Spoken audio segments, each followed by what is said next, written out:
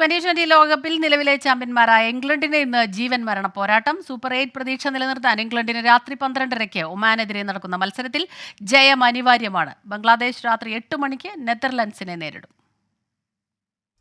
ഒമാനെയും നമീബിയയെയും വൻ മാർജിനിൽ തോൽപ്പിക്കണം.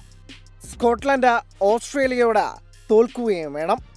നിലവിലെ ചാമ്പ്യന്മാരായ ഇംഗ്ലണ്ടിന് സൂപ്പർ 8-ൽ കടക്കാനുള്ള വഴി ഇങ്ങനെ: ഗ്രൂപ്പ് ബിയിൽ നിന്ന് 6 പോയിന്റോടെ ഓസ്ട്രേലിയ അവസാന 8-ലേക്ക് മുന്നേറിക്കഴിഞ്ഞു. 5 പോയിന്റുള്ള സ്കോട്ട്ലൻഡും 1 പോയിന്റുള്ള ഇംഗ്ലണ്ടും തമ്മിലാണ് 2ാം സ്ഥാനത്തിനായുള്ള മത്സരം.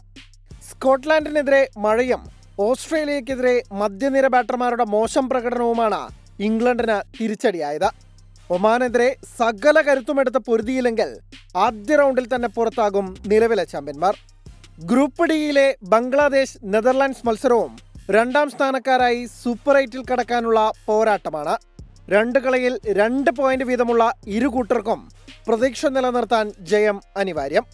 ഏകദിന ലോകകപ്പിലെ പോലെ ബംഗ്ലാദേശിനെ അട്ടിമറിക്കാമെന്ന പ്രതീക്ഷയിലാണ് ഓറഞ്ച് പട. ഈ ടീമുകളിൽ ഒരാൾ ജയിച്ചാൽ ഗ്രൂപ്പിലെ ശ്രീലങ്കയും നേപ്പാളിനും പുറത്തേക്കുള്ള വഴിയൊരുങ്ങുന്നതും കാണാം. Sports desk 24.